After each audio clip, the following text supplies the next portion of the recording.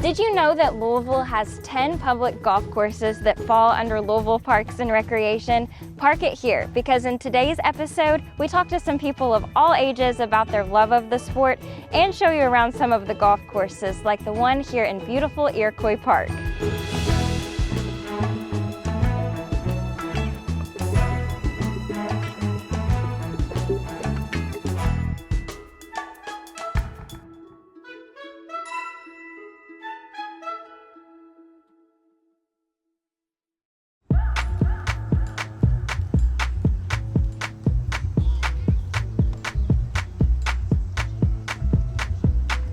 Hey, Deshaun. Hey, Katie, how you doing? Good, I'm doing so good. How are you? Great. Welcome to Shawnee Golf Course. Yeah, it's looking beautiful out here. Oh, it's a great day for programming out here. We're having a great day. So thanks for you guys for coming down today. Of course, yeah, it looks like there's a lot going on with some kiddos out here, and we're talking about First Tee. It's an organization recognized nationwide, isn't it? Yes, First Tee is a national organization. We are the First Tee of Louisville. It's a Louisville chapter of a national organization. It has about 200 chapters around the country. Wow. So tell me about the Louisville chapter. You guys have been around for quite a while. Yeah, we've about been to here. hit a big milestone. Yeah, next year we're coming up on our 20th year here at in Louisville. First Tee of Louisville's been here 20 years. We started in 2005, and we were the product of some other organizations that kind of started before us.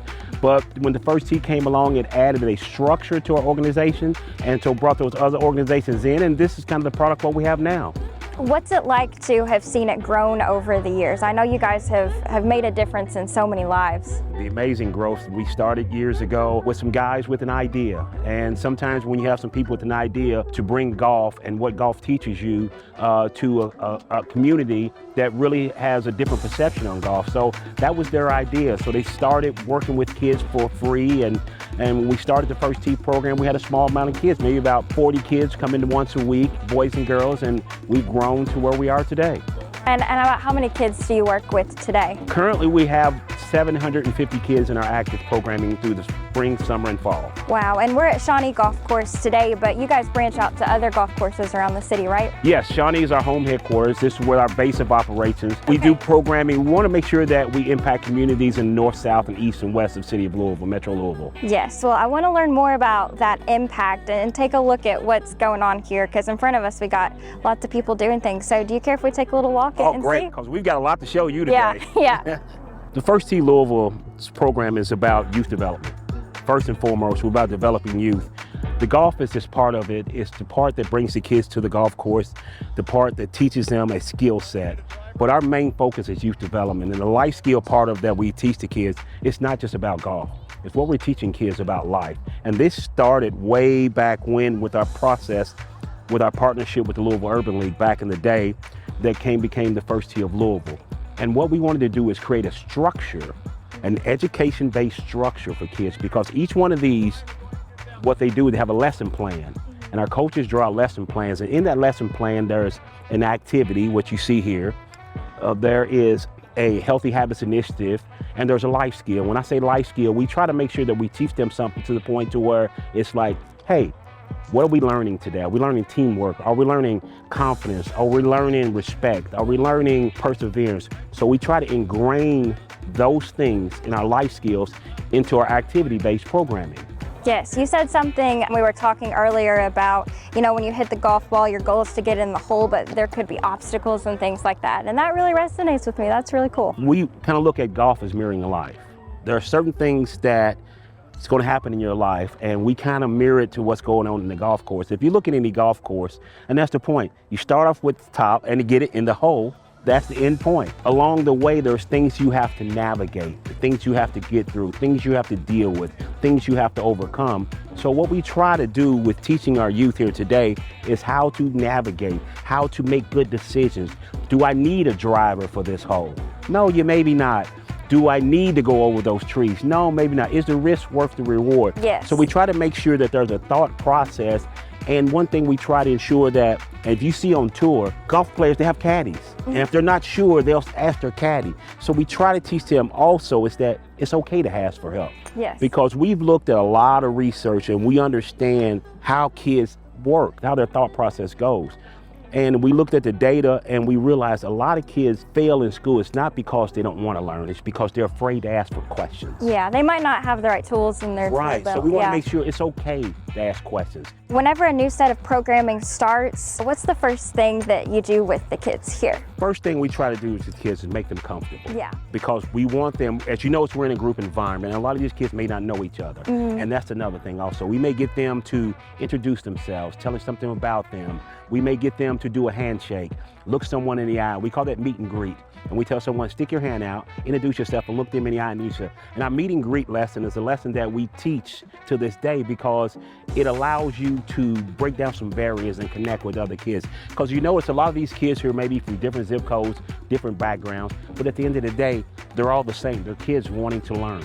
Well, that's so awesome. And you know, you have a lot of volunteers working with these kids. Would you like to make a pitch about needing volunteers if someone's played golf? Always need and wants to volunteers. Matter of fact, what are you doing next week? I know. You know, I don't know if I've picked up a golf club enough times, but.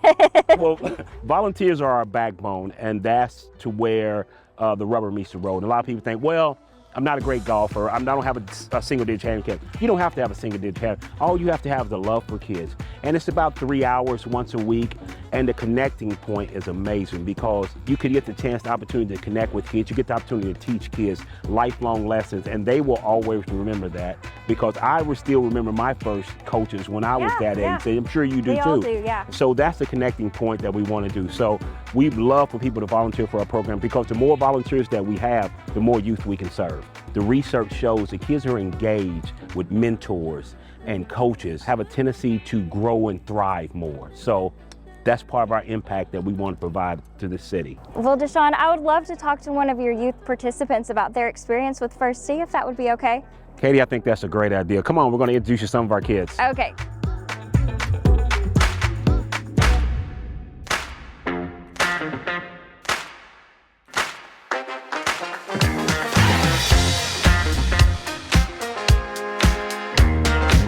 Braylon, you've been with First Tee for about 3 years now, is that right? Yeah. So what are some of your favorite parts about participating in First Tee? I like that the coaches are really nice and they make relationships with everybody and they're really good at teaching. I've made a lot of friends in First Tee and I've learned a lot. And Maceo, you participate in First Tee. I know this isn't your age group behind us, but you're about to get going here soon. What will you do tonight here at First Tee? Probably the same thing that they're doing technically. What is that called? Are they chipping over there? Yeah, they're or chipping.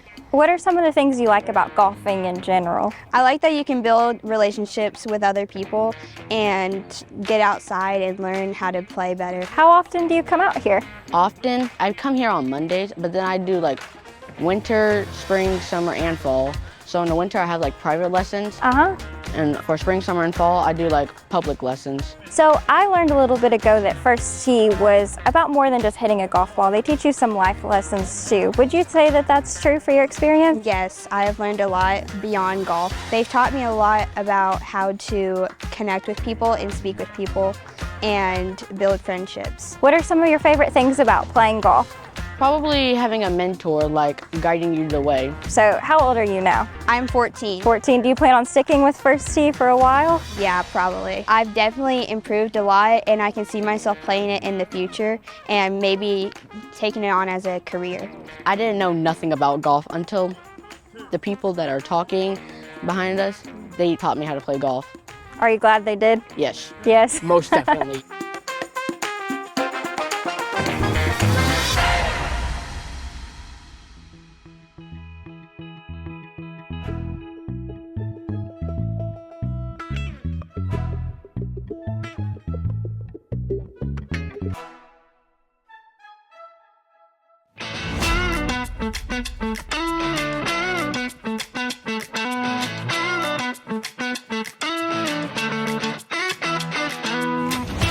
A lot goes into making sure our Louisville Parks and Recreation golf courses stay up to par.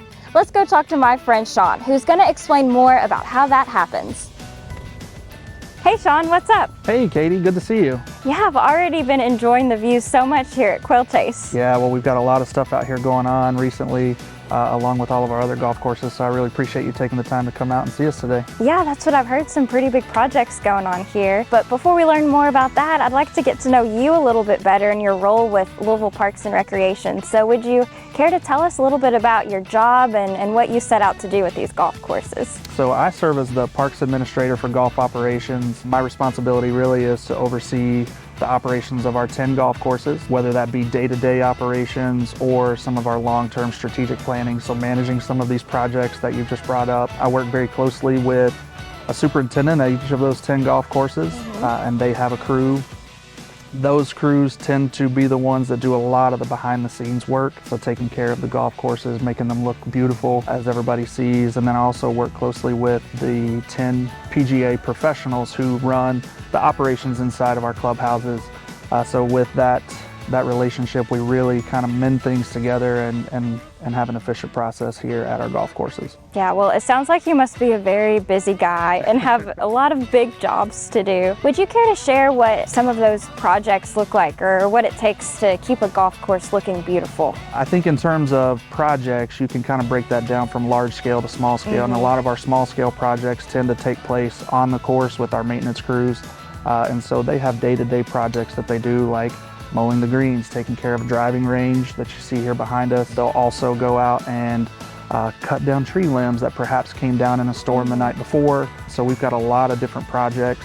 I think a lot of times our big scale projects are the ones that typically your average golfer who comes out and plays the course every day maybe doesn't see as often, because those just aren't that visible, but they're very important. Yeah, and like I said before, all of our golf courses look absolutely beautiful and so great. So we really appreciate your hard work and everybody else's work. I know it must take a lot to keep it looking that way and do all of these maintenance projects.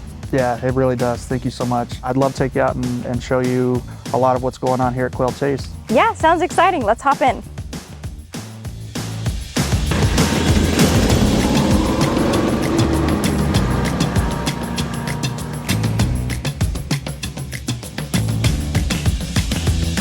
So as you can see, we're rolling up here on the number 5 hole, which is a par 5 over here on the west side, and putting the wrapping touches on, really getting this going to finish up. So. Okay, cool. Let's take a look. So it's looking a little roughed up over here, but I know it won't stay that way. Can you tell me what project we have going on over here?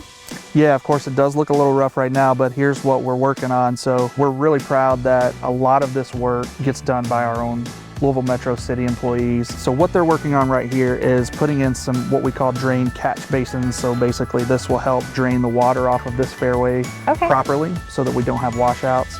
So this is the final prep stage. As you can see, these straw wattles out here that they'll put in before we go in and do sprigging of this last hole. Can you talk more about sprigging and the process, because that's what really makes it look pretty out here, right? That's right, yeah. Sprigging essentially is a method of planting. So we have chosen Tahoma 31 Bermuda grass to put in for our fairways. So Quill Chase has embarked on a 3-year project where we started on the East course 2 years ago. Last year was the South. We're in the final year, so we're really excited. So it's about to look like it's had a whole makeover. Huge makeover here in just about 5 or 6 weeks, at least fingers crossed that everything works out in our favor. Quill Chase is going to have 27 holes of the Tahoma 31 Bermuda. That grass is really chosen here because it's obviously a warm season grass. We have hot summers here, but at the same time we also have harsh winters, and Tahoma 31 has proven to be one of the most winter hardy warm season grasses for our area, so it really makes sense. So we're really excited. Again, we're on the last hole.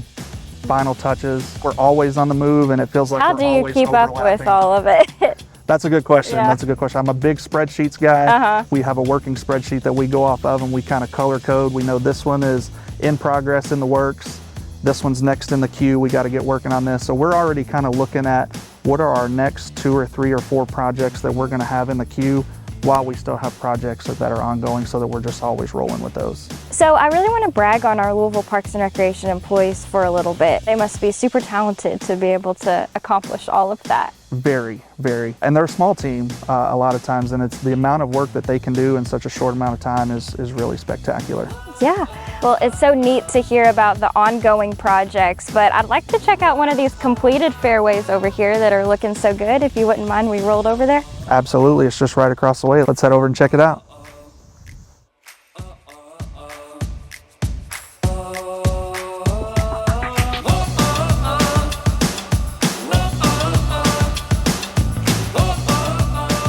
It does look a lot different out here. It looks so good. It certainly does, yeah. Different from over there. You can see this is what our finished product would essentially look like whenever we're all said and done. This is hole number 9 on the west. This has grown in really well. As you can see, that Bermuda's really spread in and gotten in there thick. So this would be our finished product and what we're excited to see. Looks great. Yeah. So golfed and golf now day to day with your job, what's that like, seeing other people golf and seeing other people use these beautiful fairways and things that you have a hand in making it so beautiful? Well, I think one of the funny things about golf, and for me as a player, and whenever I hang out with people that I know, you can be a terrible golfer, but if you hit one great shot, that's what keeps you coming back for the next round, right? Yeah, I can see that for sure. To be out here and working on projects like you see here, putting things out on the courses, to get to interact sometimes with the golfers who might be frustrated for 90% of their round, but they hit that one good shot, and to see them get excited about that, to know that a lot of what we do on the behind the scenes side is what helps to create that reaction is pretty rewarding. So it's fun to see, and again, like, we see it of all ages, so really getting to see people that are out here is just a really rewarding part of the job. You know, there's so many aspects to golf. You can come out here and play, you can watch it on TV. I mean, the PGA has come to Louisville before. What was that like for you guys? Yeah, that was certainly an exciting time. I think we saw a lot of play increase at a lot of our courses throughout the city whenever the PGA came to town. And I think the good thing about it is we've got 10 golf courses spread out in all corners of the city. So from the far east end all the way to the northwest end, we have a lot of opportunity. So anytime a big event like that comes to town, it really helps the sport of going. Absolutely, the sport of golf really shines when we get publicity like that. And like you said, golf is a sport after all. I know it has could have some health benefits to it too, and social benefits. Would you care to touch on that a little bit? I think for me, one of the most rewarding parts of my job is that for the majority of the days, my job doesn't feel like a job. I get to be out in nature, I get to walk around.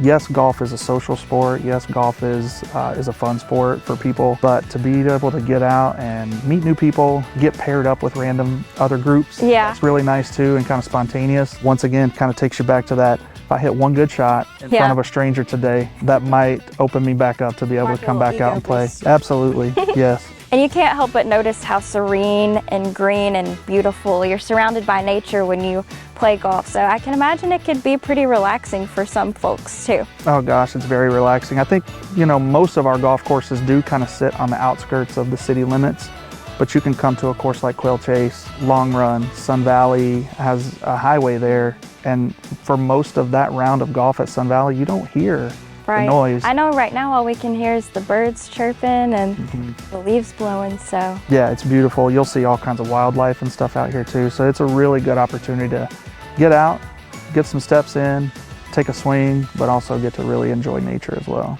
Yeah, absolutely. Well, on that note, Sean, I can't thank you enough for taking the time to drive me around and teach me more about Quail Chase and the projects we have going on and everything you do. Gosh, no, I can't thank you all enough. It's been a pleasure to host you and have you come out and take a look and just kind of get a glimpse into what we do behind the scenes and what goes on at a golf course day to day. It's been a lot of fun. Well, ready to head back to the clubhouse? Let's go. All right. All right.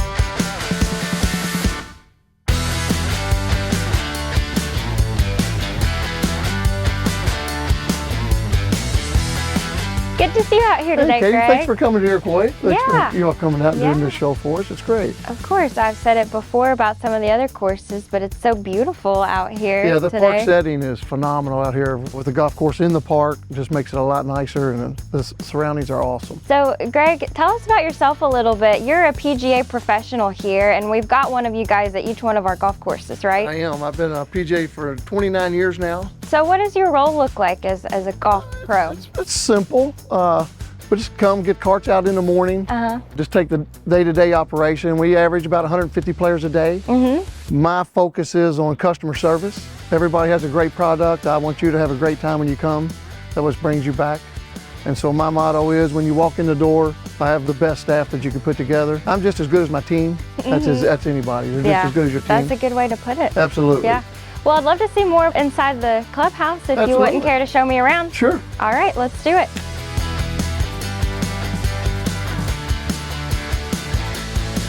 Right, Katie, this is our pro shop that offers merchandise, point of sale. This is where you check everyone in. Nice. Food and beverage, alcohol. It looks like and y'all got a when little bit people of get everything done, here. They got a place to sit and watch TV. It's just nice. It's really convenient for the golfers. So do you all stay pretty busy here, I assume? Yes, we play about 32,000 rounds a year. Oh, wow. Average 150 a day. I have 11 leagues. I have a ladies club, a men's club. How can people get involved in a league, or is that more of a private? No, it's absolutely any women. We have women's on Wednesdays and Thursdays. Okay. And then the men's league play on weekends. We have 11 tournaments a year. Most of them, we have cookouts for them all the time. So it works out well. Yeah, that sounds like a lot of fun. And speaking of getting involved, how can you make a tee time here at Iroquois? The easiest way is to go to Metro Parks Tee Times, Metro Parks Golf Tee Times. So online? Online, and just click on any course. It shows all 10 of our golf courses. Just click on any golf course you want to play, makes you a tee time. You can make a tee time 7 days in advance. Okay. Which makes it great for the players. And about the pro shop, it looks like you got some merch over here too. Can you tell me about that? Quite a bit of merchandise, shirts, t-shirts, balls. Back here, food and beverage. Of course, we offer alcohol. My clientele here, like I said, I have 11 leagues, and mainly all your leagues, they drink. And so it's really That's good. part of it. Oh, absolutely. You want to have fun. Right. Like I said, our motto here is customer service. And so I promise you, when you walk in, someone on my staff will say hello. Yeah. How are you doing today? Aw. So it makes it nice. So important, and it's so cozy in here. You really get that home feel. Well, I here. appreciate it. Yeah, we The do. vibes are good. My staff does a great job keeping it clean. Plenty of tables to sit when you get done playing. So it makes it nice for the golfers. Cool. I noticed a pretty nice patio deck area out there. Would you want to go out there? If you want to go out to the patio, I'll show you where we do our outings. It's great for out here. I'd love to.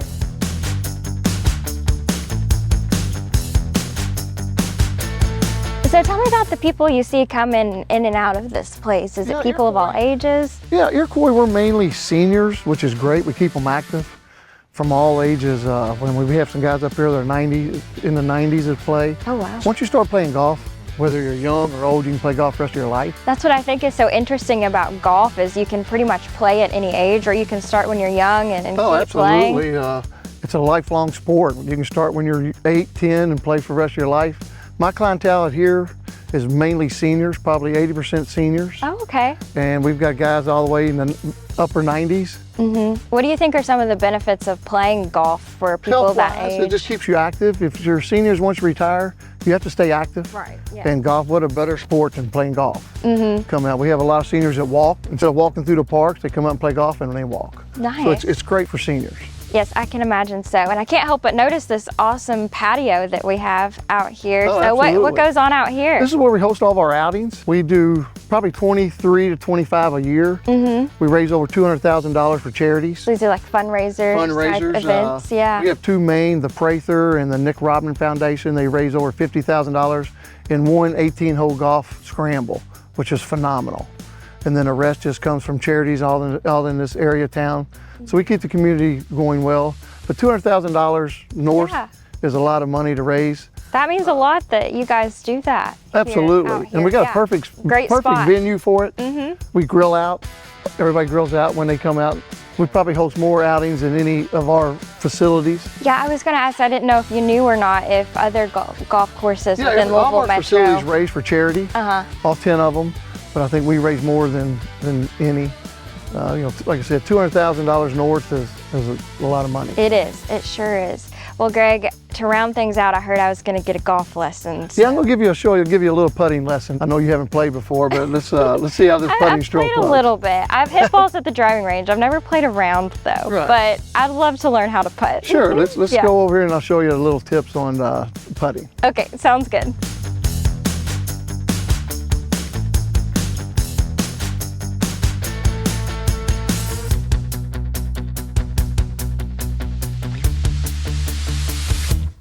All right, Katie, we'll give you a little tips on putting. Hopefully I can make So one you'll be in. able to.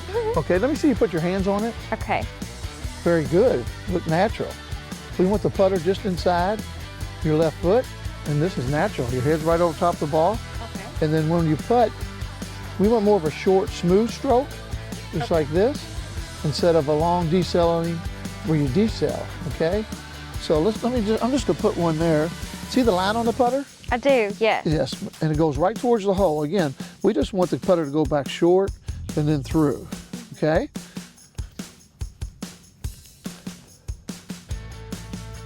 So not a big swing, huh? Not a big swing. No. Your hands are very light on the putter. Yes.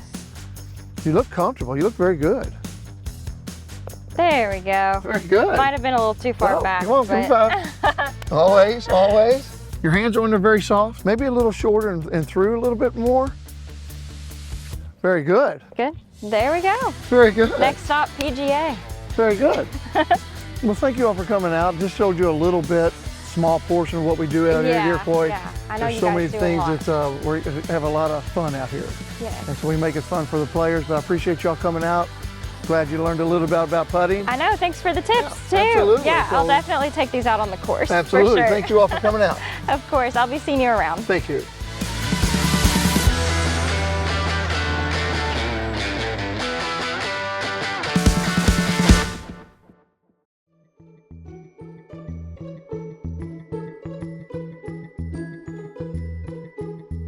Well, I hope you learned a little bit more about what Louisville Parks and Recreation has to offer on the golf side of things. Remember, to make a tee time or learn more about what we have going on, you can always visit bestparksever.com or follow Louisville Parks and Recreation on Facebook, Twitter, and Instagram. I'll see you next time.